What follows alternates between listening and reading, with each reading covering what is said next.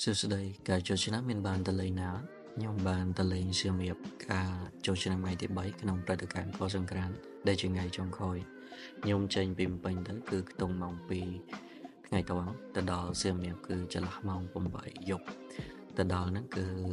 ខ្ញុំទៅ check in មុនដើម្បីដាក់អីវ៉ាន់ចុះហើយបានទៅដើរលេងនៅ Pub Street បន្តតែខ្ញុំក៏អត់យល់ខ្លួនឯងដែរថាហេតុអីបានខ្ញុំទៅសម្រេចចិត្តកាត់វីដេអូនេះព្រោះវីដេអូហ្នឹងចូលមួយខែជាងដែរហ្នឹងហើយអញ្ចឹងខ្ញុំបានមកដល់អូតែលហើយខ្ញុំ check in ហើយក៏ចេញមកញ៉ាំអីនៅ Pub Street ដើរលេងម្ដង Pub Street នឹងចុះឡើង2-3ជុំគេដែរក៏បានចូលមិត្តភ័ក្តិផងដើរលេងម្នាក់ផងចុះឡើងក៏វាខ្ទង់ម៉ោង11-12គេដែរហើយចេញពី Pub Street វិញគឺដូចឆ្កែធ្លាក់ទឹកអញ្ចឹងហើយកម្មវិធីយប់ហ្នឹងគឺបិទបញ្ចប់ត្រឹមវិឆាមាត់ផ្លូវហ្នឹងឯង Pub Street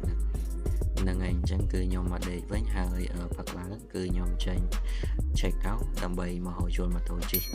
ដោយជួលម៉ូតូជិះហ្នឹងក៏ចិត្តកន្លែងគេ